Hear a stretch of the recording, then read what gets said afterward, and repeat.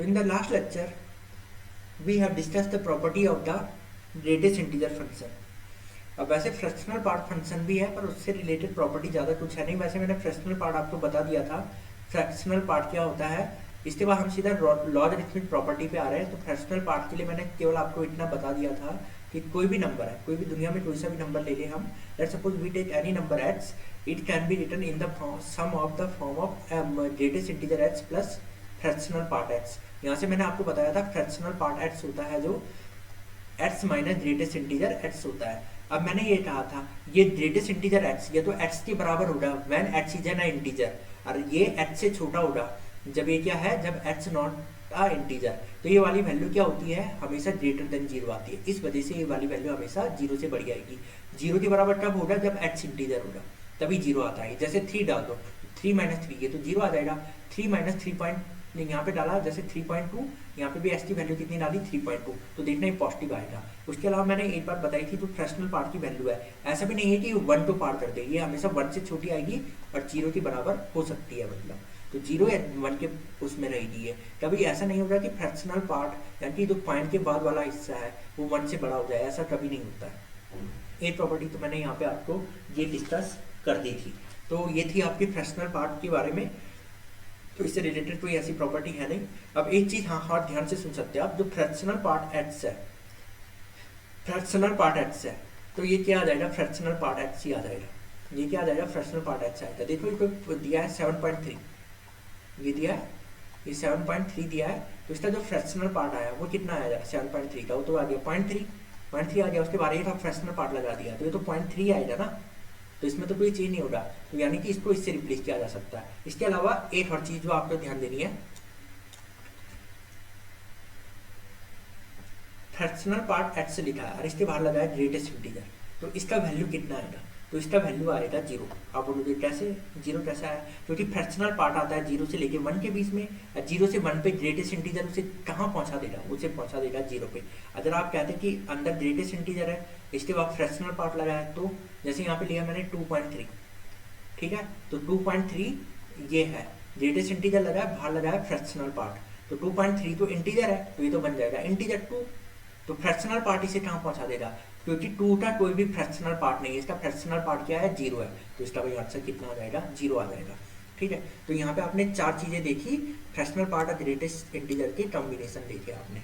ठीक है, last greatest integer के बाद ग्रेटेस्ट इंटीजर वो लास्ट लेक्चर में कवर करा दिया है, वो केवल एक ग्रेटेस्ट इंटीजर ही आता है.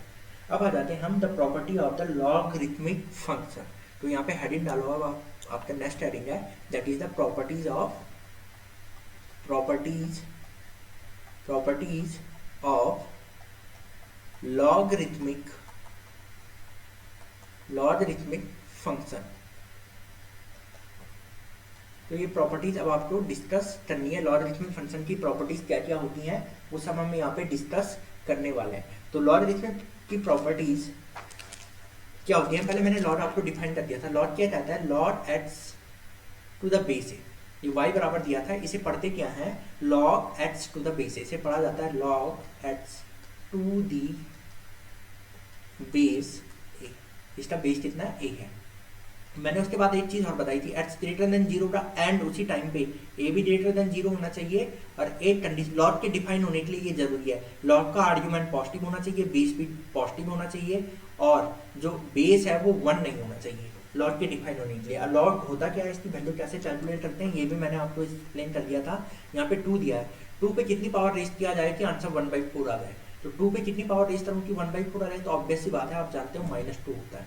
तो अब हम लॉग से रिलेटेड प्रॉपर्टी पढ़ेंगे. तो we are going to discuss some first property, तो जो आपने पहले से भी पढ़ते हुए आ रहे हो, क्लास 10 से पढ़ते हुए आ रहे हो, ये 11th 12th कहीं पे भी आपने पढ़ा है. तो यहाँ पे फर्स्ट प्रॉपर्टी हम डिस्कस करने वाले हैं. यहाँ पे दिया है log, this is the first property log A, यहाँ पे दिया है एक्स वाई. ठीक है, यहाँ पे x into y positive number होना, हाँ, क्योंकि नेगेटिव नंबर इसके आर्ग्यूमेंट में नहीं लिया जाता है. तो लॉग की प्रॉपर्टी होती है, लॉग इसे ब्रेक कर देता है. ठीक है, मल्टीप्लाई में तो उसे ब्रेक कर दिया लॉग. ठीक है, एक्स प्लस लॉग वाई, यहाँ पे बेस क्या है, ये है. अब यहाँ पे आपने पूछा मॉड क्यों लगाया, मैंने मॉड इसलिए, देखो अगर एक्स नेगेटिव है वाई नेगेटिव है तो एक्स वाई तो पॉजिटिव आ जाएगा, पर x अपने आप में नेगेटिव था ना, तो उसे भी तो लॉर्ड अपने आर्गुमेंट में पॉजिटिव वैल्यू लेता है, इसलिए मॉड दे दिया उसे, बाकी कोई हॉट रीजन नहीं था। यदि मल्टीप्लाई में कोई दो नंबर है तो वो उसे प्लस में बदल देता है। अब इसके अलावा जब यहाँ पे 3 नंबर रहते हैं या 4 नंबर रहते हैं एक्स वाई जेड डब्ल्यू, तो वो इन सबको किस में बदल देता, एडिशन में बदल देता। ठीक है, वो किस में बदल देता, उन्हें एडिशन में बदल देता। ठीक है, ये आ गया, इन्हें एडिशन में बदल दिया इसने।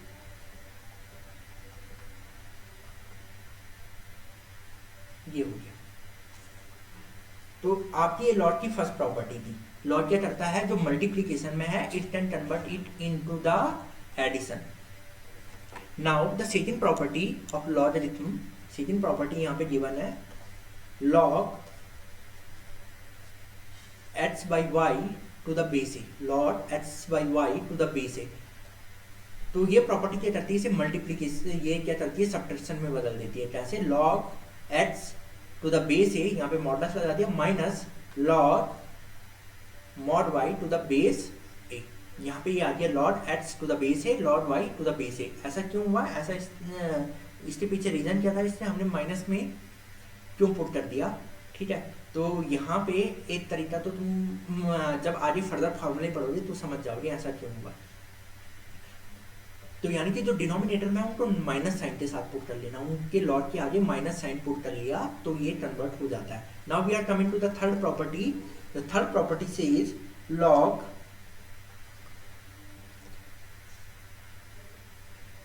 x to the power m to the base है। यहाँ पे आर्ग्यूमेंट में s to the power m है, यहाँ पे आर्ग्यूमेंट में क्या है, s to the power m है, और m शिफ्ट हो जाता है आगे, ये आ जाएगा m log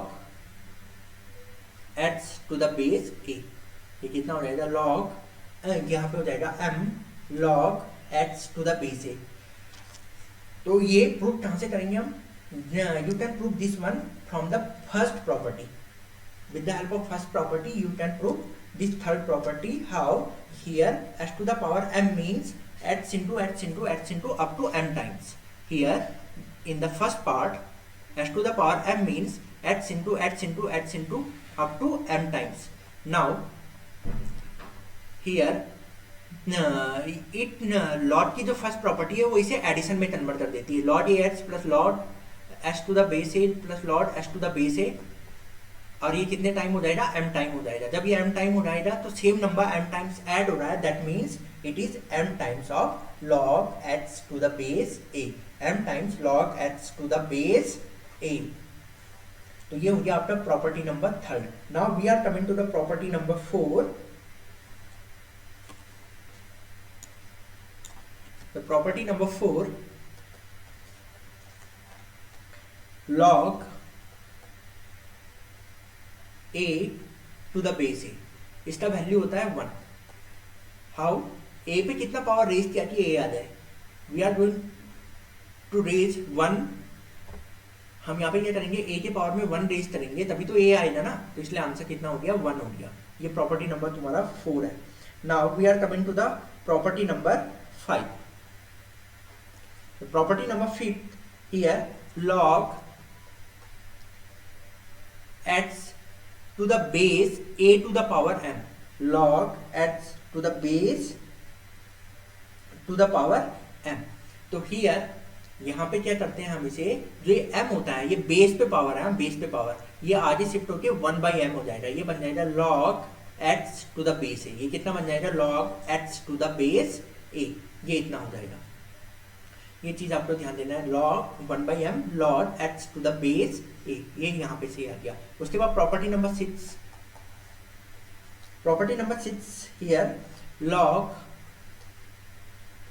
x to the base a, you can write this one log x to the to log a, log x upon log a, you can convert this log x upon log a। इसी के basis पे तुम fifth property prove कर सकते हो। ये fifth property कैसे prove की तुमने, इसी के बेसिस पे, इसके बेसिस पे ऐसे देखो, यहाँ पे दिया था log x, यहाँ पे छोटा सा प्रूफ आप दे सकते हो, यहाँ पे दिया log x to the base a to the power m, हम उसे ऐसे ले सकते हैं log a to the power m। और अभी तुमने ये प्रॉपर्टी पढ़ी थी, प्रॉपर्टी नंबर 3, ये m आगे शिफ्ट हो जाता है, तो ये m आगे शिफ्ट हो गया, यहाँ से m हट गया, फिर इस लॉर्ड ए को यहाँ ऊपर वापस लेते हुए चलेंगे तो ये बन जाएगा 1/m log x to the base a, log x to the base a, यहाँ पे ये बन गया है। उसके बाद तो इस जो ये प्रॉपर्टी होती है, इस प्रॉपर्टी का नाम क्या है, इसे कहते हैं हम बेस चेंज करो, इसमें हम बेस चेंज कर सकते हैं। अब देखो हमने लॉर्ड ए ले लिया, अब इसका बेस कुछ और डाल दो, यहाँ पे n डाल लो, तो बेस क्या हो गया, इसमें चेंज हो गया। Now we are coming to the property number 7। The property number 7 says log x to the base a, can we write this log x by log a? Now we are taking this log x in the denominator, log a whole divided by log, this is the main upon line, ठीक है, this is the main upon line log x. Here if you put, you can take this x as a base here, तो 1 upon log a to the base x, यानी कि ये इसमें convert हो जाता है। यानी कि अगर किसी ने भी आपको ऐसा नंबर दिया है, let's suppose here if it is given log 3 to the base 2, you can write this one 1 upon log 2 to the base 3. Okay, you can write this one log 1 upon log 2 to the base 3, but there is a one condition here, this x can't be 1. अगर ये 1 हो गया तो देखो ये base में जा रहा है ना, तो बेस में 1 आना पॉसिबल नहीं है, तो ये x की वैल्यू 1 नहीं हो सकती, बस ये ध्यान देना आपको। Now we are coming to the next property of log, that is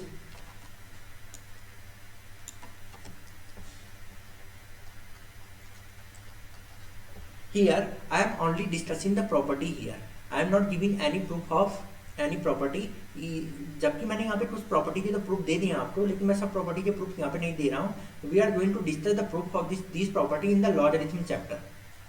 When we will discuss the logarithm chapter, then I will give you the proof of these properties. So the next property, a to the power log m to the base a, यदि ये और ये match हो जाए, ठीक है, तो आप ये सीधा इसे m से रिप्लेस कर देना, पर ये कंडीशन है कि ये m क्या होना चाहिए, ग्रेटर देन 0। लॉग तभी डिफाइन होता है ना व्हेन m ग्रेटर देन 0। तो किसी भी दुनिया में कोई भी नंबर है, अगर कोई भी पॉजिटिव नंबर है, तो हम उसे ऐसे लिख सकते हैं k log, ठीक है, नहीं यहाँ पे लिखा मैंने a log a k, इसे हम ऐसे डिनोट कर सकते हैं। तो ये प्रॉपर्टी भी आपको ध्यान रखनी है, बहुत इंपॉर्टेंट प्रॉपर्टी है। Even we will use this property in the differentiation so that we can differentiate variable to power variable type of question. And now we are coming to the next property, that is the property number 9. The property number 9 says if a log, here a log c to the base b, अब यहाँ पे ध्यान देना, इसमें a और c क्या हो सकते हैं, इंटरचेंज हो सकते हैं। a और c को आप क्या कर सकते हो, इंटरचेंज कर सकते हो, ऐसा हो जाता है। इसका प्रूफ हम बाद में देंगे लॉगरिथम चैप्टर में। तो फिलहाल आप ऐसे समझो कि a और c आपस में क्या हो सकते हैं, इंटरचेंज हो सकते हैं। तो यहाँ पे कितना आ जाएगा, c यहाँ आ जाएगा, a यहाँ आ जाएगा, ये बेस में ही रहेगा। तो ये भी एक प्रॉपर्टी है, ये आप ध्यान रखोगे। Now the coming to the property number 10।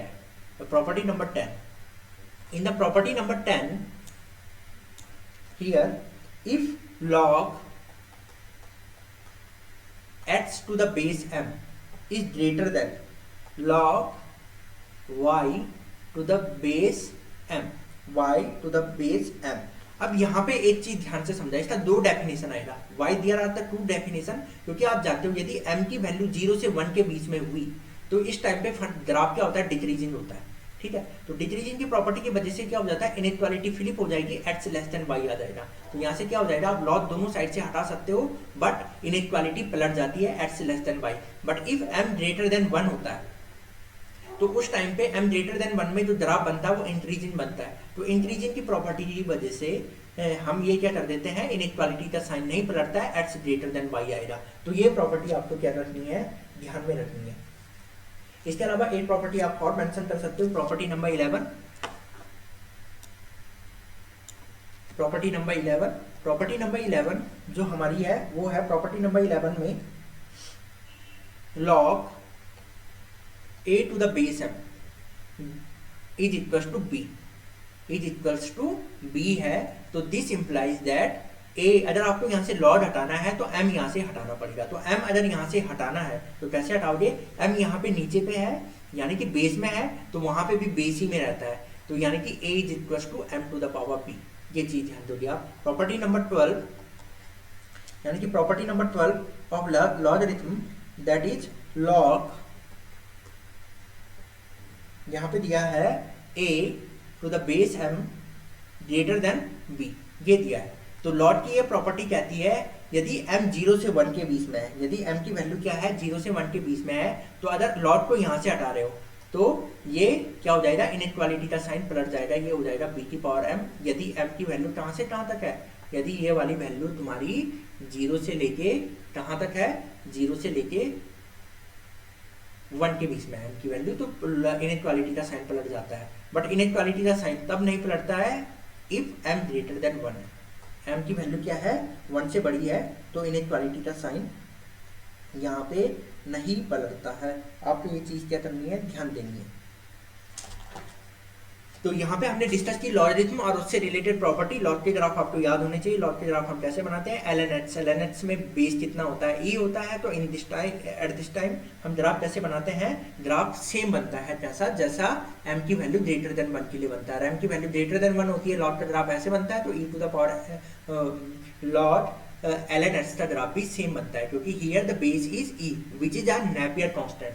तो ग्राफ क्या हो रहा है यहाँ पे भी सेम हो रहा है। अब नेक्स्ट चैप्टर में जो हम डिस्कस करेंगे वो है ट्रांसफॉर्मेशन ऑफ द ग्राफ।